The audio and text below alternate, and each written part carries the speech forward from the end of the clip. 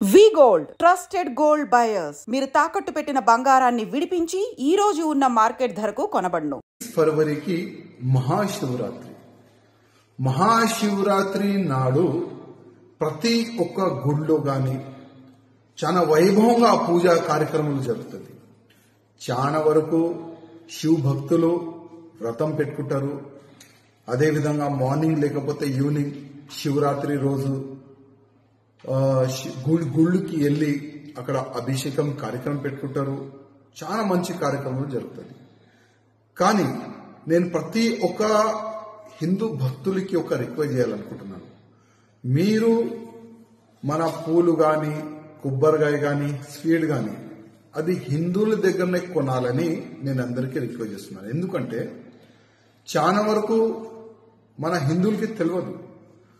మనం గుడికి వెళ్లే ముందు ఎంత పవిత్రమైన మనం ఉండాలి. మనమైతే ఉంటాం, స్నానం చేస్తాం, మంచి భక్తి భావనతోని మనం ఉంటాం. కానీ మనం ఆ పూజా సామాన్ ఉంటుంది కదా, ఆ పూజా సామాగ్రి అది మంచిగా ఉందా, అది క్లీన్ ఉందా లేదా, దానిపైన మనం దృష్టి పెట్టాం.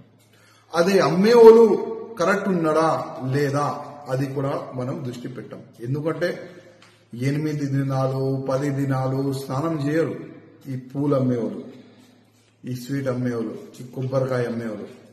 వాళ్ళు స్నానం చేయరు 10 days 8 days వరకు. మళ్ళా ఏ మాంసం వాళ్ళు తిని ఆ పూలని చేతికి పెట్టి వాళ్ళు అమ్ముతారు. అది కూడా మీకు మాకు తెలియదు.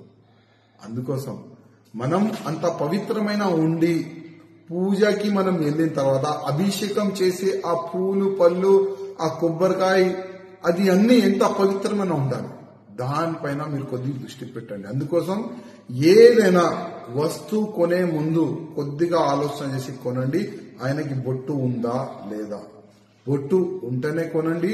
లేకపోతే ఏ వ్యక్తి దగ్గర మీరు కొనాలే అది మీ ఇష్టం. కానీ నా బాధ్యత ప్రతి ఒక్క శివ భక్తులకి ఒక అవేర్నెస్ తీసుకొని రావాలి. వాళ్ళలో మంచి పూజా కార్యక్రమం జరగాలి.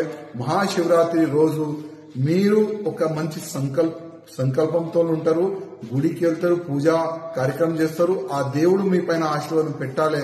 ఆ ఆశీర్వాదం మీకు రావాలంటే మనము పూజ కరెక్ట్ చేయాలి. పూజ కరెక్ట్ చేయాలంటే ఆ సామాగ్రి, ఆ పూజ మనం పూలు అది కూడా పవిత్రమైన ఉండాలి. అదే ఉద్దేశంతో నేను మీకు అందరికీ మెసేజ్ ఇస్తున్నాను. ఓం నమః శివాయ.